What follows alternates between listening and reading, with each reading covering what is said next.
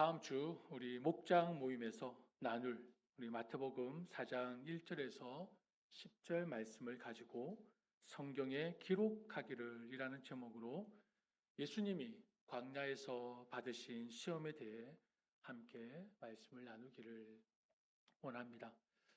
이미 2022년도에 이 본문으로 1, 2, 3 우리 벌써 첫 번째 시험, 두 번째 시험, 세 번째 시험을 말씀으로 나누었습니다.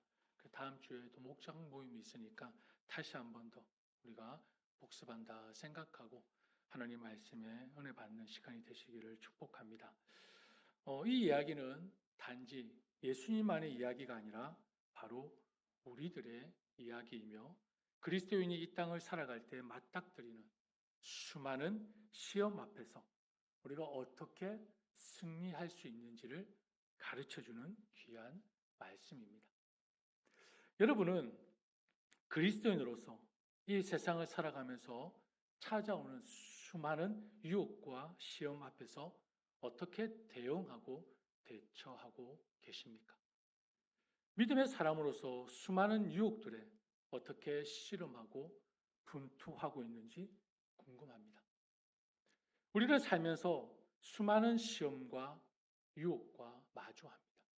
때로는 가장 원초적인 식욕, 수면욕, 성욕 같은 육신의 욕망이 우리를 지배하려 합니다. 때로는 관계의 갈등, 분노, 미움이 우리의 마음을 갉아먹고 상하게도 합니다. 또 때로는 출세, 성공, 야망, 이기심에 사로잡혀 신앙의 양심을 저버릴 유혹을 우리는 받기도 합니다. 심지어 우리 안에 있는 의심, 고집, 자기 주장 이런 것들이 하나님과의 관계에서 멀어지게 만들기도 합니다. 이러한 시험들이 우리 가운데 일어나는 이유가 무엇일까요? 우연일까요? 왜 이런 시험과 유혹이 우리의 삶에 계속해서 마주치는 것일까요? 결코 우연이 아닙니다.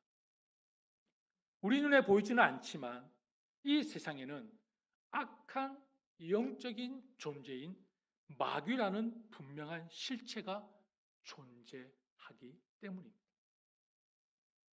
마귀는 끊임없이 우리를 넘어뜨리고 하나님과의 관계를 파괴하며 우리 안에 있는 하나님의 은혜를 빼앗으려고 호시탐탐 노리고 있습니다. 같이 읽어볼까요? 정신을 차리고 깨어 있으십시오. 여러분의 원수 악마가 우는 사자같이 삼킬 자를 찾아 두루 다닙니다. 믿음에 굳게 서서 악마를 맞서 싸우십시오. 여러분도 아는 대로 세상에 있는 여러분들의 형제 자매들도 다 같은 고난을 겪고 있습니다.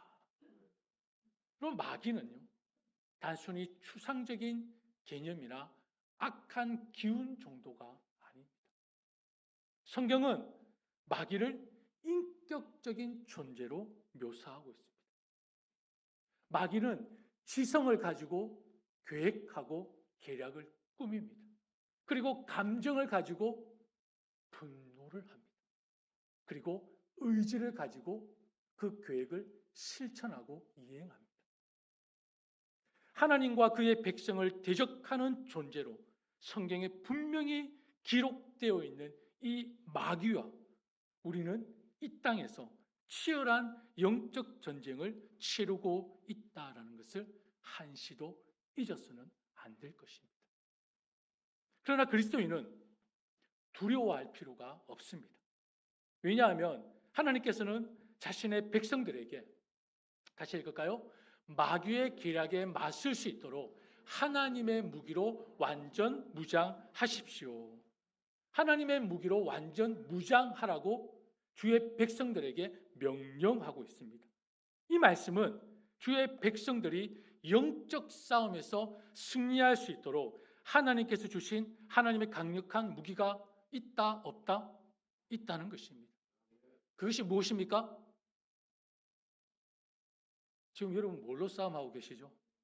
영적인 싸움을 뭘로 하십니까? 웃는 이유는 무엇입니까? 말씀과 기도입니다. 말씀과 기도. 오늘 본문에는 예수님께서 요단강에서 침례를 통한 놀라운 영적인 사건을 경험하신 바로 직후 성령에 이끌려 광야로 가셨습니다. 광야는 어떤 곳입니까? 척박합니다. 마르고 생존 자체가 어려운 곳입니다. 구약에서 이스라엘 백성이 40년간 방황하며 하나님을 시험했던 곳입니다. 그리고 하나님께 훈련받았던 그곳이 바로 광야입니다. 예수님은 바로 이곳에서 40일 주야 밤낮을 금식하셨습니다. 육신적으로 가장 연약해진 상태, 가장 예민해진 상태입니다. 바로 이때 마귀가 시험하기 위해 예수님을 찾아왔습니다. 여기서 우리는 중요한 영적인 원리를 발견할 수가 있습니다. 하나님은 우리가 영적으로 가장 충만한 순간에도 혹은 가장 연약한 순간에도 우리에게 시험을, 유혹을 허락하신다는 것입니다. 예수님은 하나님의 아들이셨지만 인간의 몸을 입으셨기에 우리와 똑같은 상태에 있는 분이십니다. 이는 우리에게 큰 위로와 용기를 주는 말씀입니다. 같이 한번 읽어볼까요? 시작. 그가 시험을 받아 고난을 당하셨은즉 시험 받는 자들을 능히 도우실 수 있느니라. 아멘. 여러분 한번 생각해 보십시오. 예수님이 시험과 유혹을 받을 이유가 있습니까? 없습니까? 전혀 없는 분이십니다. 그런데 인간의 몸을 입고 우리가 똑같은 상태에서 고난을 당하셨고 시험을 받으셨어요. 왜 그런 시험과 유혹을 받으셨을까요? 우리에게 힘을 주시기 위해서, 우리에게 위로와 용기를 주시기 위해서. 그가 시험을 받아 고난을 당하셨은즉 시험 받는 자들을 능히 도우실 수 있는. 우리 주님께서 우리의 연약함을 아시고 우리가 당하는 시험을 이해하시고 알고 계시는 분이시라는 사실입니다. 여러분 어느 신이 이와 같은 신이 있습니까? 어느 신? 마귀는 이제 예수님께 세 가지 시험을 던집니다. 이 세 가지 시험은 사실 오늘날 우리가 삶에서 마주하는 그 모든 유혹의 본질을 다 담고 있습니다. 40일 금식으로 가장 배고프고 연약해진 예수님께 마귀는 이렇게 말을 합니다. 네가 하나님의 아들이거든. 이 돌들에게 빵이 되라고 말해보아라. 마귀는 예수님의 가장 원초적 욕구인 배고픔을 건드리며 동시에 네가 하나님의 아들이거든 이라는 말로 예수님의 정체성을 흔들고 있습니다. 그림도 함께 보여드릴까요? 혹시 여러분 조실까 싶어서 시청각 자료까지 가져왔습니다. 예수님이 지금 40일을 금식하셔서 너무 초라해 보이십니다. 그죠? 지금 저기 마귀가 돌들 보고 빵으로 만들어 보라고 얘기하고 있습니다. 네가 하나님의 아들이라면 왜 배고파하고 있냐? 고통당하고 있느냐? 내 능력을 사용해서 이 문제를 해결하고 사람들 앞에서 기적을 보여줘봐. 여러분, 그래서 많이 듣던 질문 아닙니까? 우리가 당하는 똑같은 질문입니다. 네가 믿는 하나님은 너를 왜 그 고통 속에 그대로 내버려 두냐? 네가 믿는 하나님은 왜 너를 그 고통 속에 그대로 내버려 두느냐? 하나님이 이 문제를 해결하고 사람들 앞에서 기적을 보여주게 해봐. 그러면 주변의 사람들이 하나님을 더 많이 믿지 않을까? 엄청난 유혹을 주는 질문이죠. 마귀를 이렇게 속삭이는 것입니다. 예수님께서 육신의 필요를 위해 신적인 능력을 사용하고 예수님이 이 땅에 존재하는 그 목적 사명을 왜곡하도록 유혹하고 예수님이 이 땅에 왜 오셨습니까? 십자가를 지심으로 우리를 구원하기 위해서 인간의 몸을 입고 이 땅에 오셨습니다. 굳이 기적을 베푸실 것 같으면 하늘에서 베푸시면 되지. 왜 이 땅에 인간의 몸까지 와가지고 굳이 그렇게 수고하셔야 합니까? 그럴 필요가 없지 않습니까? 이 마귀의 속삭임에 예수님은 어떻게 응답하십니까? 어떻게 응답하시죠? 예수님께서 대답하셨다. 성경에 기록하기를. 사람이 빵으로만 살 것이 아니라 하나님의 입에서 나오는 모든 말씀으로 살 것이다. 여러분, 이게 구약 어디에 나오죠? 신명기 8장에 나오는 말씀입니다. 예수님께서 구약을 그대로 인용하고 있는 말씀입니다. 여러분, 성경에 기록하기를. 기록되었으되라고 되어 있죠. 개역개정에는요. 같이 읽었을 때는. 여러분이 헬라어로 게그랍타이라고 합니다. 게그랍타이. 이 말은 그냥 단순히 기록되었다라는 의미가 아닙니다. 이 헬라의 의미는 계속해서 기록되어 있는 상태. 이 의미는 계속해서 기록되어 있는 상태. 즉, 변하지 않는 영원한 진리를 의미하는 단어입니다. 게그랍타이. 기록되었을 때. 성경에 기록하기를. 그러니까 예수님은 이 말씀이 바로 지금 자신의 상황에 적용되는 살아있는 하나님의 말씀임을 선포하고 계시는 것입니다. 구약에 기록되었지만 지금도 여전히 살아서 역사하는 하나님의 말씀임을 선포하고 있는 것입니다. 우리는 살아가면서 먹고 사는 문제를 포함하여 수많은 유혹에 직면합니다. 단순히 육체적인 배고픔을 넘어 돈, 명예, 안락함, 심지어 쾌락까지 우리의 삶을 채워줄 것이라 속삭이는 모든 것이 마귀가 던지는 바로 빵의 유혹이라는 것입니다.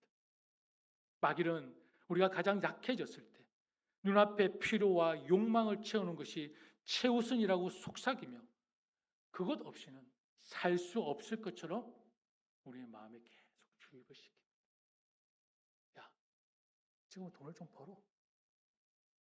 지금 일을 좀 더 열심히 해. 교회는 나중에, 맡겨진 본부는 나중에 해도 되잖아.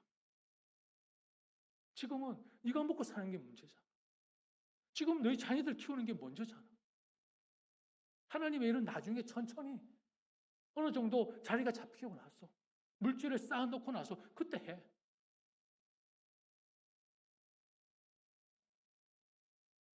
마귀는 이렇게 우리를 속삭이듯 유혹한다는 것입니다. 여러분, 그것이 필요하지 않다는 얘기가 아닙니다. 오해하지 마십시오. 현실에서 필요한 것들입니다. 그러나 우선순위의 문제가 바뀐다면 문제가 생기는 것 아닙니까? 하나님보다 돈을 더 의지하고 성공을 위해 양심을 저버리며 편안함을 위해 신앙생활을 뒷전으로 미루는 우리의 모습입니다. 이처럼 우리가 스스로의 힘으로 육신의 필요를 채우려 하거나 세상적인 가치에 우리의 생명을 걸 때 우리는 얼마나 쉽게 넘어지고 영적으로 굶주리게 되는지 모른다는 것입니다. 그러나 예수님은 단호히 말씀하십니다.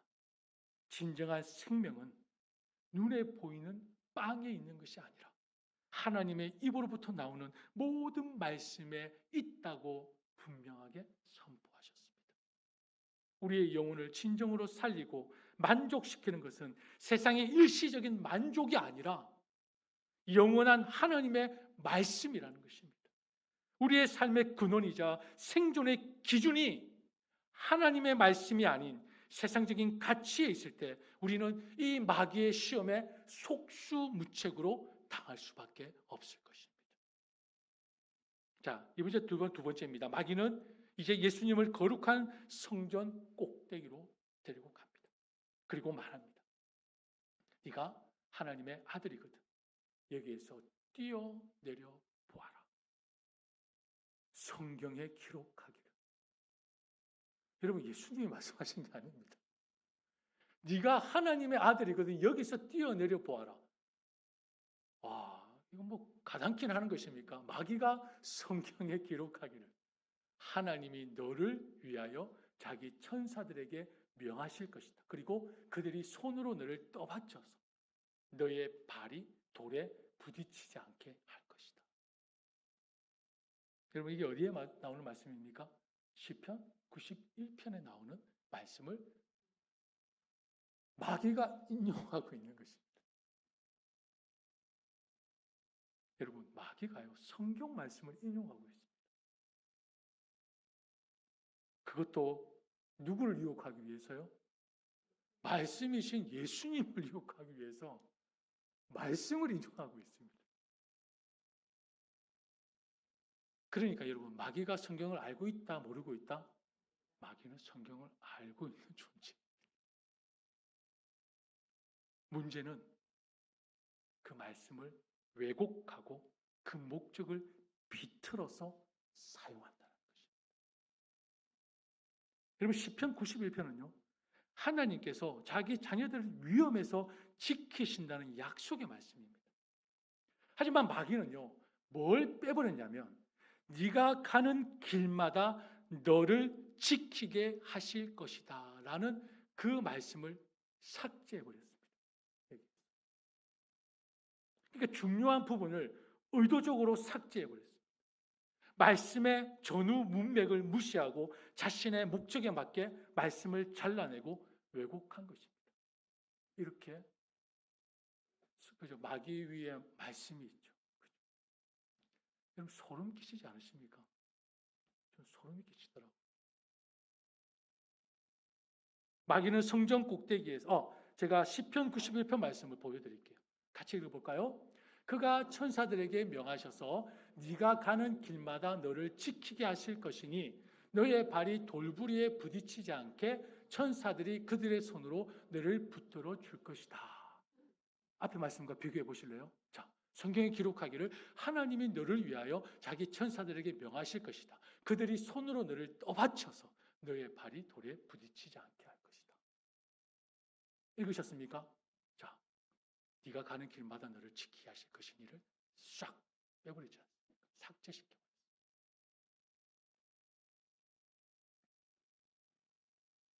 자, 여하튼 여러분, 마귀는 성전 꼭대기에서 뛰어내려 기적을 행하면 사람들은 예수님을 메시아로 인정할 것이고 굳이 고난의 길을 걷지 않아도 영광을 얻을 수 있을 것이라고 속삭이고 유혹하고 있는 것입니다. 이것은 하나님을 시험하는 것입니다. 그리고 자신의 능력을 과시하려는 유혹이고 시험입니다. 나는 하나님의 아들이니까 특별한 존재. 그래서 특별한 대우를 받아야 해요. 사람들에게 나는 하나님의 자녀이기 때문에 나는 뭔가 특별한 것으로 내 존재를 증명해야 해. 라는 교만함이 숨어있는 아주 위험한 시험인 것입니다. 이 마귀의 유혹에 예수님은 또 성경에 기록하기를 주 너의 하나님을 시험하지 말아라 말씀하십니다. 사랑하는 성도 여러분, 우리는 때때로 조심해야 합니다. 성경 말씀을 제대로 이해하지 못하거나 자기 생각에 맞게 일부분만 사용해서 자신이나 다른 사람을 위험에 빠뜨리는 경우가 얼마나 많습니까? 성경을 제대로 알지 못하면서 그 일부분만 딱 발췌해가지고 많은 사람들을 상심에 아픔에 빠뜨리는 그 위험이 우리에게 얼마나 많냐는 것입니다. 마치 선무당이 사람 잡는다는 말처럼 말씀을 잘못 알면 큰 문제가 생길 수가 있는 것입니다. 특히 여러분 주변에서 성경 구절을 자신들의 이득을 위해 왜곡하고 비틀어서 사람들을 미혹하는 누가 있습니까? 이단들을 보십시오. 이단들을 보십시오. 마귀가 시편 91편의 말씀을 교모하게 잘라내고 왜곡하여 예수님을 시험했던 것처럼 이들도 똑같은 강교한 방법으로 사람들의 믿음을, 신앙을 흔들고 있는 것이 바로 이단들입니다. 이단. 기억하십시오. 진정한 믿음은 하나님을 시험하는 것이 아닙니다. 진짜 믿음은 하나님을 시험하는 것이 아닙니다. 하나님이 진짜 능력이 있다면 보여줘봐 라고 요구하며 하나님의 뜻을 함부로 시험하는 것은 그것은 믿음이 아닙니다, 여러분. 그러면 예수님께서 기적을 행하셔야죠.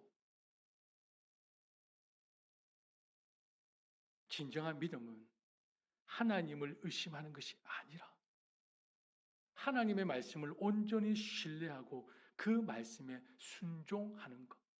이것이 진정한 믿음입니다. 하나님을 의심하는 것이 아닙니다. 하나님을 시험하는 것이 아닙니다. 신앙의 핵심은, 여러분, 믿음의 핵심은 내가 뭔가 열심히 해서 보여주는 것이 아니고요. 하나님과의 관계입니다. 이게 믿음의 핵심이고 신앙의 핵심입니다. 이 관계는 뭐에 위에 세워지는 것입니까? 신뢰 위에 세워지는 것입니다. 신뢰 위에. 마귀는 바로 이 소중한 신뢰의 관계를 무너뜨리기 위해 우리 마음에 계속해서 건강하지 못한, 깨끗하지 못한, 성숙하지 못한 씨앗을 심으려 한다는 사실을 여러분 절대로 잊지 마시기를 바랍니다. 우리 마음에 건강하지 못하고 깨끗하지 못하고 성숙하지 못한 그 씨앗들을 우리 마음에 계속해서 심으려고 한다는 것입니다. 왜요? 그 결론은 하나님과의 관계를 깨뜨리기 위해서.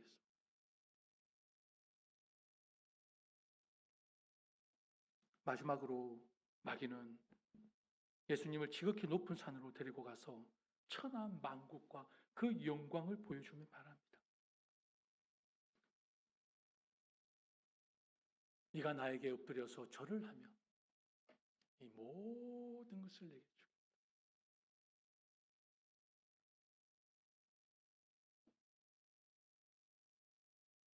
여러분, 저는 이 세 가지 시험을 생각하면서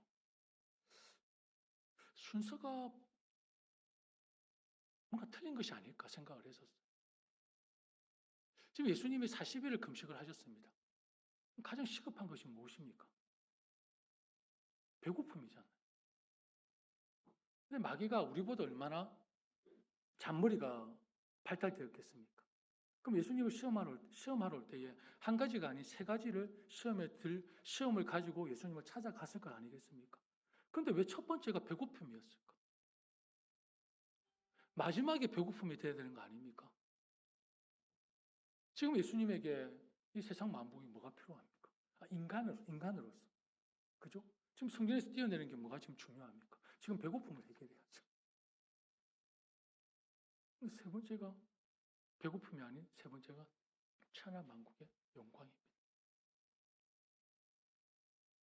저는 인간의 악한 본성의 단면을 그대로 보여주고 있다고 생각합니다. 여러분, 배고픔과 이 천하 만국을 가졌을 때 인간이 뭘 선택할까요? 아마 배고픔보다 저는 이걸 선택하지 않을까. 인간의 단면적인 모습이.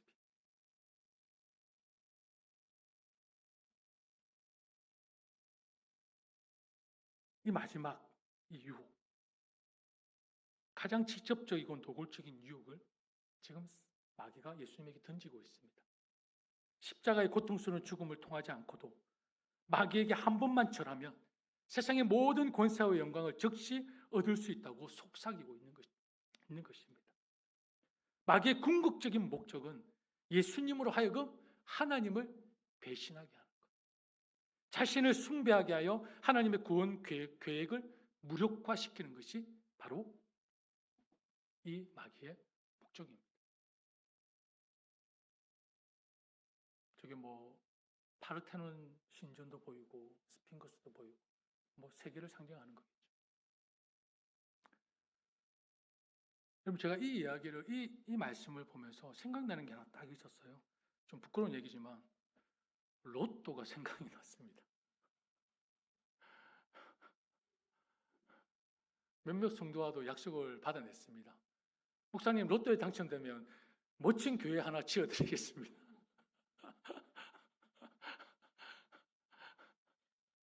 여러분, 만약에 로또에 당첨되시면 교회 건물 하나 어떻게 생각이 있으십니까? 아멘? 아멘? 오늘부터 우리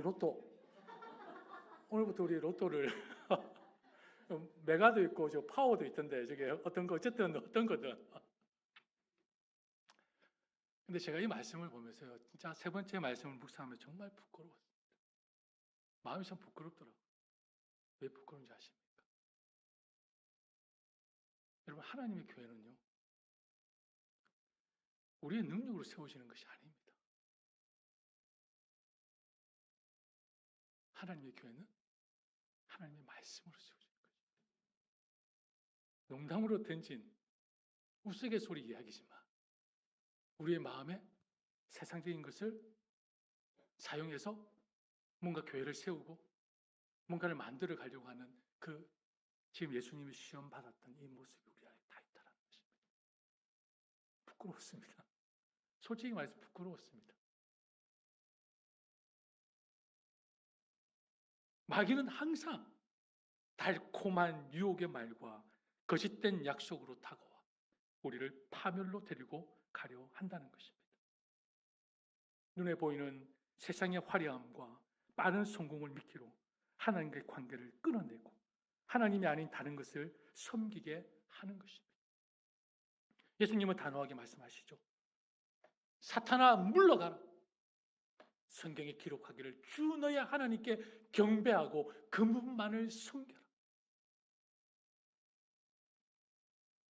신명기 6장 13절 말씀을 인용하고 있습니다.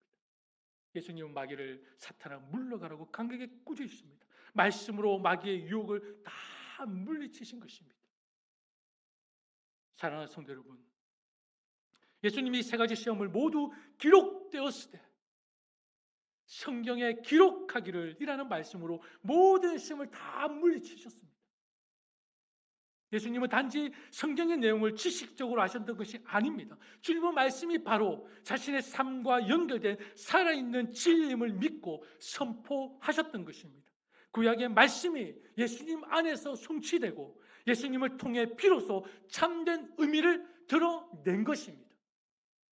이것이 바로 그리스도인이 성경을 품는 방법인 것입니다.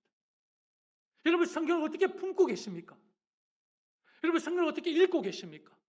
여러분, 성경을 어떻게 외우고 계십니까? 성경을 어떻게 묵상하고 계십니까? 그리스도인은 성경을 단순히 옛날 이야기나 자기 만족을 위해서 읽어서는 결코 안 됩니다. 그리스도인은 성경 전체가 예수 그리스도를 가리키고 예수님 안에서 해석될 때 비로소 그 능력을 발휘한다라는 것을 믿는 사람이 누구라고요? 바로 그리스도인이라는 것입니다. 그리스도인은 자기 만족으로 성경을 읽는 것이 아닙니다. 그 말씀 안에서 모든 성경이 예수 그리스도를 가리키고 예수 그리스도 안에서 해석될 때 비로소 그 능력을 발휘한다라는 것을 믿는 사람이 바로 그리스도인이라는 것입니다. 과거의 사건들도 예수님 안에서 의미를 찾고 앞으로 일어날 일들도 예수님 안에서 방향이 정해지는 것입니다. 그러니 성경을 읽을 때 단순히 정보를 읽는 것이 아니라 교훈을 알고 깨닫는 의지 정도가 아니라 누구를 만나는 것입니까? 예수님을 만나는 것입니다.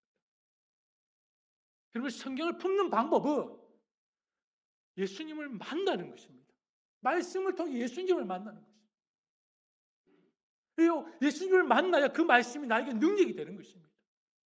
그 말씀을 통해 삶의 승리를 우리에게 안겨주는 것입니다. 내 만족으로 백날 읽어보십시오. 말씀에 힘이 없습니다. 지금도 살아계셔 역사하시는 말씀, 성경에 기록하기를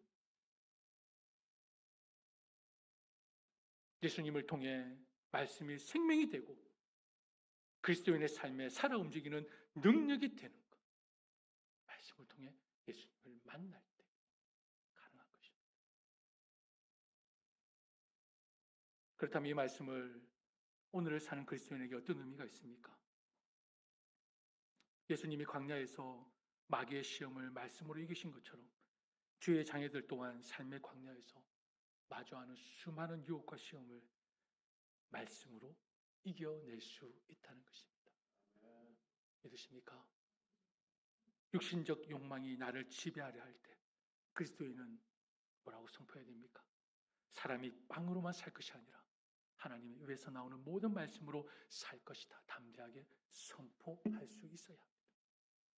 내가 사람들의 인정이나 칭찬 그리고 명예에 목말라 교만해지려 할 때 그리스도인은 주 너의 하나님을 시험하지 말라.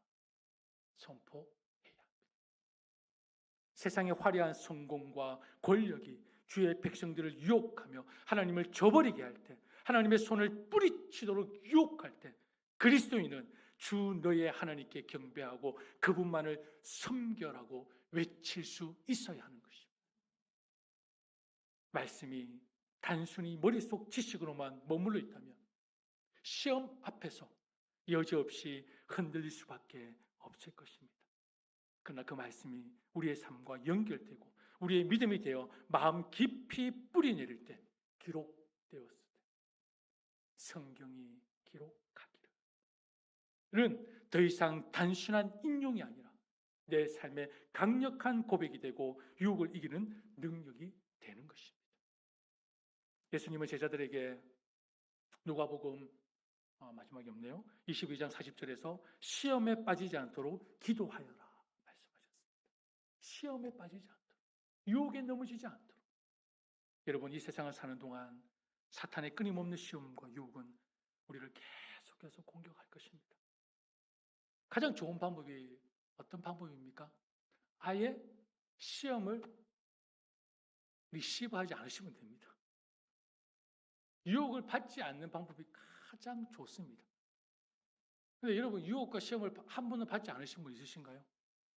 네. 그분은 바로 제가 천국으로 올려드리겠습니다. 농담이고요. 여러분, 이 세상을 살면서 시험과 유혹을 한 번도 받지 않으신 분은 없습니다. 왜요? 안타깝게도 우리는 그렇게 강한 존재가 아닙니다. 우리는 강한 존재가 아닙니다. 지금도 어쩌면 여러 가지 시험과 싸우고 있을 수도 있을 것입니다. 지금도 여전히. 그럼에도 시험이 우리의 마음에 들어오고 우리가 넘어졌다 하더라도 절망하지 마십시오. 같이 읽을까요? 보아라, 내가 문 밖에 서서 문을 두드리고 있다. 누구든지 내 음성을 듣고 문을 열면 나는 그에게로 들어가서 그와 함께 먹고 그는 나와 함께 먹을 것이다. 아멘. 요한계시록 3장 20절 말씀처럼 예수님을 우리 마음의 주인으로 모시는 것이 바로 모든 시험을 이기는 가장 강력한 힘입니다. 주님께서 우리 마음을 두드리실 때 주님을 내 인생의 주인으로 영접하면 주께서 우리 안에서 말씀의 능력으로 반드시 역사하실 것입니다. 사랑하는 성도 여러분, 여러분은 지금 어떤 시험 속에 계십니까? 혹시 세상의 유혹 앞에서 마음이 흔들리고 있지 않으십니까? 그때 기억하십시오. 성경에 기록되었을 때 하나님께서 저와 여러분을 향해 이미 말씀하셨고 그 말씀은 지금도 유효하며 살아서 역사하고 있습니다. 예수님께서 말씀으로 승리하셨습니다. 그렇기에 우리도 말씀으로 승리할 수 있습니다. 왜요? 예수님이 이기셨고 승리하셨다는 것은 그 승리가 바로 우리의 것이라는 놀라운 선언이자 선포이기 때문입니다. 예수님 안에서 말씀을 다시 붙잡으십시오. 삶의 모든 순간, 모든 선택 앞에서 하나님의 말씀을 굳건히 붙드십시오. 예수님은 언제나 우리와 함께 하시고 우리를 도우시는 분이십니다. 때때로 우리가 넘어질지라도 예수님은 다시 우리를 이렇게 세우시고 절망할 때마다 새로운 소망을 품게 하실 것입니다. 말씀이 여러분의 삶을 지탱하고 인도하며 참된 자유와 평안을 선물할 것입니다. 예수님과 함께 하나님의 말씀으로 넉넉히 이기는 승리의 삶이 되시기를 주님의 이름으로 축복합니다. 우리 함께 찬양하겠습니다. 헌신 찬양으로 하나님께 올려드리고 주시는 말씀과 또 찬양의 가사를 기억하면서 하나님 앞에 기도하는 시간을 갖도록 하겠습니다.